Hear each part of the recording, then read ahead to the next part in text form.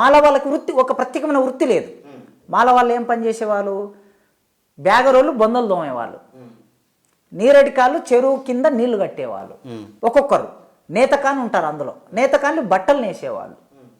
ఇట్లా ఒక్కొక్క కులం ఒక్కొక్క పని చేసుకుంటుంది. వాళ్ళకి నేతకానికి బట్టలు నేసే ఒక వృత్తి ఉంది. నేతకాళ్ళు మొత్తం తెలుగు నేల మీద లేరు. కేవలం ఆదిలాబాద్ జిల్లాలో మహారాష్ట్రలో మాత్రమే నేతకాళ్ళు ఉన్నారు, మిగతా చోట లేరు. అయితే వీళ్ళు చెరువులో నీళ్లు మడవలు కట్టి పొలాలకి నీళ్లు మళ్లించినటువంటి పనిలో ఉండటం మూలంగా డైరెక్ట్గా రైతులతో సంబంధం ఉంటుంది వీళ్ళకి, మొదటిది. రెండోది, చచ్చిన తర్వాత బ్యాగరోళ్ళు బొందలు దోముతారు, అక్కడ ఉంటారు. తర్వాత కావలికారులుగా ఉంటారు. ఊరుంటే ఊళ్ళో కావలితనం చేస్తారు. ఈ కావలితనం చేసే క్రమంలో ఊళ్ళోకి ఎవరు వస్తారు? ఎంఆర్ఓ వస్తాడు, అంటే ఆ రోజు తహసీల్దార్, గిర్దావర్ వస్తాడు, తహసీల్దార్ వస్తాడు, వాళ్ళ దగ్గర పని చేస్తారు. ఊళ్ళో దొర ఉంటాడు, దొర దగ్గర పని చేస్తారు. రెడ్డి ఉంటాడు, రెడ్డి దగ్గర పని చేస్తారు. దొర పిల్లలు చదువుకుంటారు, రెడ్డి పిల్లలు చదువుకుంటారు, గిర్దావరి పిల్లలు చదువుకుంటారు, తహసీల్దార్ పిల్లలు చదువుకుంటారు. ఈ మాలానికి ఏమనిపించింది? నా పిల్లల్ని కూడా చదివించాలని కోరిక వచ్చింది. కానీ మాది కూడా ఎక్కడో ఊరికి దూరంగా చెప్పులు కుట్టుకుంటున్నాడు. ఈయనకు ఆలోచన రావడానికి ఒక వాతావరణం ఉంది. అది మాల వాళ్ళ తప్పు కాదు, వాళ్ళు అక్కడ ఆ పని చేస్తున్నారు కనుక వాళ్ళకి ముందుకెళ్ళి చదువుకున్నారు, రిజర్వేషన్ తొందరగా అందుకున్నారు. మాదిగ వాళ్ళు రిజర్వేషన్ అందుకోవడానికి వాళ్ళకి దాదాపు ఒక 50 సంవత్సరాల తేడా ఉంది. ఈ 50 సంవత్సరాల తేడాలో మాదిగ వాళ్ళు వచ్చారు. మాల వాళ్ళు 70% రిజర్వేషన్ ఉపయోగించుకుంటే మాదిగ వాళ్ళు లేటు వచ్చి 30% ఉపయోగించుకున్నారు. 100% అయిపోయింది కదా. అంటే 15% రిజర్వేషన్ మాదిని ఉపయోగించుకుంటున్నారు. నా బాధలు ఏమిటంటే మొదటి నుంచి నేను అదే అడుగుతున్నాను. మా ఇంటి పక్కల ఉన్న డక్కలొల్లకి ఈ రిజర్వేషన్ అందొద్దా? అందాలి కదా. మా ఎల్లమ్మ దేవతను చేసేటటువంటి బైన్లైనకి రిజర్వేషన్ ఫలం అందాలి కదా. బుడగజంగం ఆయనకి అందాలి కదా. మా ఊళ్ళో ఉన్నటువంటి ఆ 7 మెట్ల కిన్నెర మొగలయ్య ఉన్నాడు, పాపులర్ పద్మశ్రీ అవార్డు ఏదో వచ్చింది. మొగలయ్య మా ఉపకులం, మాస్టితనం చేస్తాడు. మాస్టితనం అంటే సిబ్బులు తయారు చేస్తారు, తర్వాత గంటెలు తయారు చేస్తారు, పీటలు తయారు చేస్తారు. ఇట్లా తయారు చేసుకుంటుంటారు పాపం వాళ్ళు. డక్కలోళ్ళు, మాస్టర్లు వీళ్ళందరూ కూడా మాదిగల్ని యాచించి బతుకుతూ ఉంటారు, అడుక్కొని బతుకుతూ ఉంటారు. మరి వాళ్ళకి రిజర్వేషన్ ఎప్పుడు? మాదిగ మీరు ఇద్దరే ఉపయోగించుకున్నారు. మాల ఎక్కువ ఉపయోగించుకుంటే మాదిగ తక్కువ ఉపయోగించుకున్నది. అంతేగాని 15% రిజర్వేషన్ వీళ్ళ కులాల్లోకి ఎప్పుడు వెళ్ళాలి, వాళ్ళ గుడిసెల్లోకి ఎప్పుడు వెళ్ళాలి, వాళ్ళ జీవితాల్లోకి ఎప్పుడు వెళ్ళాలి, వాళ్ళు ఎప్పుడు చదువుకోవాలి, వాళ్ళు ఎప్పుడు గ్రూప్ 1 ఆఫీసర్లు కావాలి, ప్రొఫెసర్లు కావాలి, టీచర్లు కావాలి, డాక్టర్లు కావాలి. వాళ్ళు కావాలంటే ఈ 15% రిజర్వేషన్ను వర్గీకరించాలని ఒక డిమాండ్ 30 ఏళ్ల కిందట వచ్చింది. తమ్ముళ్ళు అడగటంలో తప్పు లేదు కదా. ఇద్దరు తండ్రి ఉంటాడు, తండ్రికి 2 కొడుకులు ఉంటారు, లేదా 3 కొడుకులు ఉంటారు. తండ్రి 10 ఎకరాల భూమి సంపాదిస్తాడు. ఈ భూమి సంపాదించి తండ్రి పెద్దోడా నీవే 10 ఎకరాలు దున్నుకోరా అని అన్నాడు కదా. 3 కొడుకులు సమానమే, తల్లి కడుపులో పుట్టిన 3కి సమానంగా పంచాలి. పంచకపోతే అన్యాయం అవుతుంది. అది ఆ 3 కొడుకులకు సమానంగా పంచడం ఎంత న్యాయమో, ఉన్న భూమిని 15% రిజర్వేషన్ అంబేద్కర్ అనే మన తాత మనకిచ్చాడు. అంబేద్కర్ అనే తాత మనకిచ్చినప్పుడు ఆ రిజర్వేషన్ ఫలాలని సమానంగా 59 కులాలు పంచుకోవడంలో తప్పే ఉందండి. అది విచిత్రమా? అది పంచుకోవడం కాదు, దళితులను విభజించడం అనే వాదనను మాలలు తీసుకొస్తున్నారు కదా. మీరు మంచి ప్రశ్న వేశారు. నేను చరిత్రలోకి వెళ్తా. అట్లయితే ఇప్పుడు అంబేద్కరు రౌండ్ టేబుల్ సమావేశంలో లండన్లో నిలబడి మాట్లాడుతూ ఉన్నారు. రామ్సే మెక్డొనాల్డ్ దాన్ని ప్రిసైడ్ చేస్తూ ఉన్నాడు.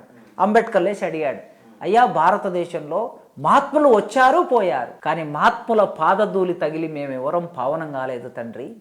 మేము ఇంకా ఊరికి దూరంగానే ఉన్నాం. మా జీవితాల్లో మార్పు రాలే. మొగలాయిలు వచ్చారు, మా జీవితంలో మార్పు రాలే.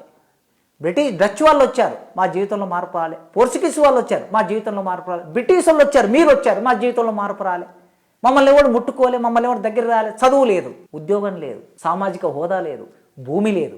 మా జీవితాలు మారాలంటే మాకు రిజర్వేషన్లు కావాలి, మాకు ప్రత్యేక నియోజకవర్గాలు కావాలి అని అంబేద్కర్ అడిగాడు. ఎప్పుడు? 1930 ఇక్కడ సంగతి చెప్తున్నా మీకు. అంటే 90 సంవత్సరాల కిందటి సంగతి చెప్తున్నా, 97 సంవత్సరాల కిందటి సంగతి చెప్తున్నా. 97 సంవత్సరాల కిందట అంబేద్కర్ ఇట్లా అడిగితే ఇంగ్లాండ్లో నిలబడి సరిగ్గా ఎదురుగా గాంధీ లేచి ఏమన్నాడంటే, భారతదేశంలో రిజర్వేషన్లు వస్తే విభజించినట్లవుతుంది, రిజర్వేషన్లు వద్దు, మనకి స్వాతంత్రం వస్తుంది, మేము కలిసి ఉందాం. గాంధీజీ రిజర్వేషన్లను వ్యతిరేకించాడా? వ్యతిరేకించాడు. రిజర్వేషన్లు వ్యతిరేకించాడు గనకనే ఎరవాడ జైల్లో నిరాహార దీక్ష చేశాడు గనకనే అంబేద్కర్కు గాంధీకి పూనా ఫ్యాక్ట్ జరిగింది, ఒప్పందం జరిగింది. అక్కడ ఆ సభలోనే వ్యతిరేకిస్తే అప్పుడు అంబేద్కర్ అన్నాడు, అయ్యా మహాత్మా గాంధీ, మిస్టర్ గాంధీ, నీవు స్వాతంత్రం కోసం పోరాటం చేస్తే నీతో పాటు మేము అందరం నిలబడే వాళ్ళం. లేక నేను నా జాతి ప్రజల డిప్రెస్డ్ క్లాసెస్, నా ప్రజల కోసం నా హక్కులు అడిగితే నీవు అడ్డుపడుతున్నావా అయ్యా అని అడిగాడు. అడ్డుపడ్డాడు ఆయన. గాంధీ మీద నాకు విత్ గివ్ రెస్పెక్ట్, నేను గాంధీ మీద గౌరవంతో మాట్లాడుతున్నాను. ఆయన స్వాతంత్రోద్యమం పోరాటం చేశాడు, కోట్లాది మంది ప్రజల్ని కదిలించాడు, దండి సత్యాగ్రహం చేశాడు, క్విట్ ఇండియా ఉద్యమం చేశాడు, నిజాయితీగా ఉన్నాడు. ఆయన పట్ల నాకు గౌరవం ఉన్నది, ఆ గౌరవంతో మాట్లాడుతున్నా. అంబేద్కర్ రిజర్వేషన్లు అడిగితే ఏమన్నాడు? దేశం విడిపోతుంది, మన మధ్యన విభజన వస్తుంది, ఐకమత్యం దెబ్బతింటది అని గాంధీ అన్నాడు. కానీ అంబేద్కర్ ఊరుకున్నాడా? పోరాటం చేసి రిజర్వేషన్లు సాధించాడు. ఇక్కడి వరకు వచ్చాం. తర్వాత 1988-89లో ఎన్టీ రామారావు బీసీలకి రిజర్వేషన్లు తీసుకొచ్చాడు. రిజర్వేషన్లు ఇవ్వాలని ఒక కమిటీ, మురళీధర్ రావు కమిషన్ వేస్తే అప్పుడు అగ్రకులాలందరూ ఏమన్నారు? బీసీలకు రిజర్వేషన్లు ఇస్తే దేశం అంతా విచ్ఛిన్నం అయిపోతుంది అన్నారు. మరి బీసీలకు రిజర్వేషన్లు ఇవ్వటం ఆగిపోయిందా? ఇచ్చారు. తర్వాత 1991లో బీపీ సింగ్ మండల్ కమిషన్ రిపోర్ట్ను దుమ్ము దులిపి పార్లమెంట్లో పెట్టి బీసీలకు 27% రిజర్వేషన్ నేను దేశవ్యాప్తంగా ఇస్తున్నా అన్నాడు. మళ్ళీ అగ్రకులాలందరూ రోడ్ల మీదకి వచ్చి ప్రతిభ దెబ్బతింటుంది, విభజన, దేశం అంతా విభజింపబడుతుంది, దేశంలో టాలెంట్ అనేది పోతుంది, టాలెంట్కు గౌరవం పోతుంది అని అన్నారు. కానీ రిజర్వేషన్లు ఇవ్వటం ఆగిందా? బీసీలకి 53% ఉన్న బీసీలకి 27% రిజర్వేషన్ వచ్చింది. అయినా కూడా తర్వాత ప్రత్యేక తెలంగాణ ఉద్యమం జరిగింది. తెలంగాణ ప్రజలు ఏం కోరుకున్నారు? అయ్యా మా రాష్ట్రం ఇది, ఎప్పటి నుంచో మేము దేశంగా ఉన్నాం, హైదరాబాద్ అనేది ఒక దేశం, నిజాం దేశం ఇది. ఒకప్పుడు మేము దేశంగా ఉన్న వాళ్ళం, ఆంధ్రప్రదేశ్లో ఉన్న వాళ్ళు మమ్మల్ని అందులో కలుపుకొని ఏం చేశారు? దోపిడీ చేశారు, మా రాష్ట్రం మాకు కావాలి అన్నారు. అంటే ఆంధ్రోళ్ళు ఏమన్నారు? విడిపోవటం తప్పు, ఐకమత్యంగా ఉందాం అన్నారు. తెలంగాణ ఏర్పడలేదా? ఏర్పడింది. అంటే మీకు 90 ఏళ్ళ చరిత్ర చెప్పాను నేను. 90 ఏళ్ళ కాలంలో న్యాయం ఒక పక్షాన ఉంది, న్యాయం అడిగిన వాళ్ళనేమో, న్యాయం వద్దనుకు అన్యాయంగా ఉన్న వాళ్ళందరూ ఏమంటున్నారంటే ఐకమత్యం అంటున్నారు. గాంధీ నుంచి ఆంధ్ర వాళ్ళ వరకు, గాంధీ నుంచి మాల వాళ్ళ వరకు. నేను ఇక్కడ మాల వాళ్ళు అంటున్నానంటే నేను దండం పెట్టి చెప్తున్నా, నాకు చదువుకున్నప్పటి నుంచి ఇప్పటి వరకు ఎందరో మాల ఫ్రెండ్స్ ఉన్నారు, నాకు చాలా ఆత్మీయులు, చాలా ప్రాణ స్నేహితులు కూడా ఉన్నారు. వాళ్ళకి రెస్పెక్ట్ చేస్తూ, పేద ప్రజల్ని రెస్పెక్ట్ చేస్తూ, ఇంకా చదువుకు దూరంగా ఉన్న మాలలు, సంపదకు దూరంగా ఉన్న మాలలు, ఉద్యోగాలకు దూరంగా ఉన్న మాలలు, కటిక దరిద్రం అనుభవిస్తున్న మాలలు, అంటరాంతనం అనుభవిస్తున్న మాలలకి నేను ఎల్లప్పుడూ నిలబడి పోరాటం చేస్తా, వాళ్ళ వైపు ఉంటాను. మా ఉస్మానియా యూనివర్సిటీలో ఒక మాల ప్రొఫెసర్ను గత వీసీ సస్పెండ్ చేస్తే నేను నిలబడి ఆ ప్రొఫెసర్తో పోరాటం చేసి, మేమందరం పోరాటం చేసి ఆమెను మళ్ళీ సర్వీస్లోకి తీసుకొచ్చాం. మేము ఎప్పుడైనా సరే అన్యాయం జరిగితే అన్యాయంకి వ్యతిరేకంగా నిలబడతాం. ఆ మాలల, సాధారణ మాలలకి నేను రెస్పెక్ట్ చేస్తున్నా, గౌరవిస్తున్నా, వాళ్ళ పట్ల నాకు ప్రేమ ఉన్నది. నేను మాలలు అంటున్నానంటే రాజకీయ ప్రయోజనాల కోసం కొందరు, డబ్బులు సంపాదించుకోవడం కోసం కొందరు, ఎవరు కొందరు, వాళ్ళ పేర్లు అక్కర్లేదు. ఎందుకంటే నేను పేర్లతో మాట్లాడేంత తక్కువ స్థాయిలో నేను మాట్లాడదలుచుకోలేదు. నాకు సమాజంలో ఒక గుర్తింపు ఉన్నది, ఒక రెస్పెక్ట్ ఉన్నది. కనుక ఆ రెస్పెక్ట్తో, ఆ పద్ధతితో నాకు కొన్ని విలువలు ఉన్నాయి. నిన్న మారళ సభ నిర్వహించారు కదా పరేడ్ గ్రౌండ్స్లో, వాళ్ళే అనుకోవచ్చా? నిర్వహించారు, నన్ను కూడా పేరు పెట్టి తిట్టారు.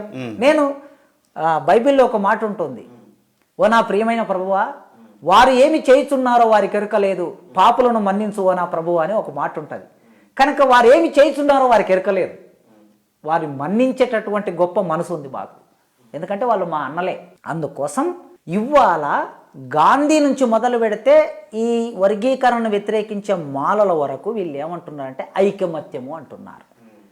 అంబేద్కర్ నుంచి మొదలు పెడితే ఈనాటి మందకృష్ణ అన్న వరకు, మా వరకు మేమేమంటున్నామంటే ఇది ఐకమత్యం దెబ్బతినడం కాదు, ఐకమత్యం పెరుగుతుంది అంటున్నాం, సామాజిక న్యాయం జరుగుతుంది అంటున్నాం, ఒక్కడే అన్ని ఫలాలు అనుభవించడం తప్పు అంటున్నాం, ఉన్న ఫలాలను సమానంగా పంచుకోవటం న్యాయం అంటున్నాం. మహాభారతంలో కుంతిదేవి ఒక మాట అన్నది. ఆమె ఏమన్నదంటే, అడవిలోకి పోయిన తర్వాత వాళ్ళందరూ పోతూ ఉన్నప్పుడు ద్రౌపదికి చెప్పిందట, అమ్మా నీకు అర్జును మీద ప్రేమ, అర్జునుడు అడగకపోయినా నీవు కడుపు నిండా బువ్వ పెడతావు. ధర్మరాజు మీ అందరికి నాయకుడు, గొప్ప విలువున్నవాడు, ఆయన పట్ల గౌరవంతో పెడతావు.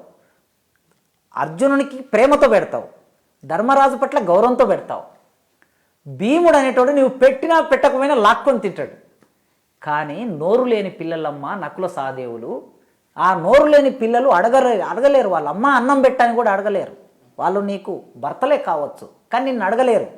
నీవే వాళ్ళ ఆకలి చూసి వాళ్ళ కడుపు చూసి అన్నం పెట్టాలమ్మా అని కుంతీదేవి ద్రౌపదికి చెప్పిందండి. ఇది ఒక మహాభారతం, ఒక ఇతిహాసం, ఒక కావ్యం.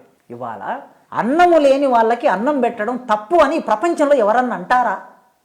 ఇవాళ వాళ్ళు అంటున్నారంటే ఇక ఈ సమాజం అర్థం చేసుకుంటుంది కదా.